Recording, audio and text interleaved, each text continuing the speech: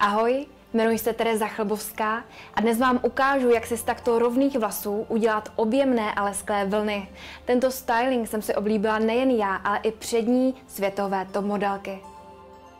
Základem jsou dokonale vysušené vlasy, tak abychom vytvořili objem už od kořínků. Já jsem k tomu použila Roventa Respectissime Pro.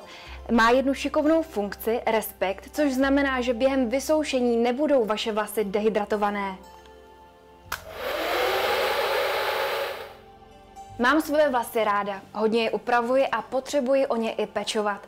Proto si na pomoc vezmu žehličku na vlasy Roventa Respectissime Liss & Curl. Má jednu technologickou vychytávku, znamená to, že můžete natáčet vlasy na 170 stupňů a nepotřebujete vysokou teplotu 230.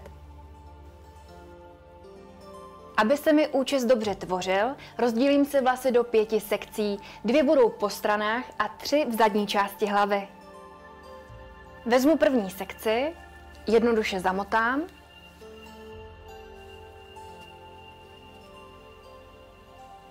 a poté připnu pinetou.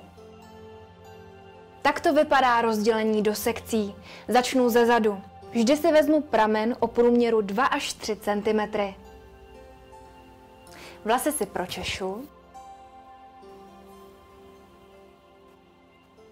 Přiložím žehličku zhruba do 1/3 vlasů, otočím o 180 stupňů a klouzavým pohybem postupuji až ke konečkům vlasů.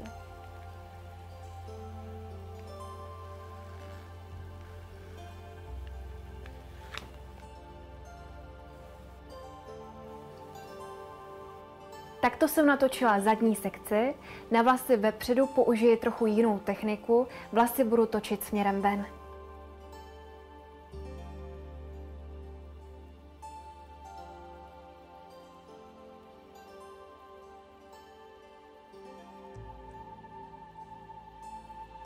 Vlasy už mám natočené a teď je jemně pročešu a natupíruju.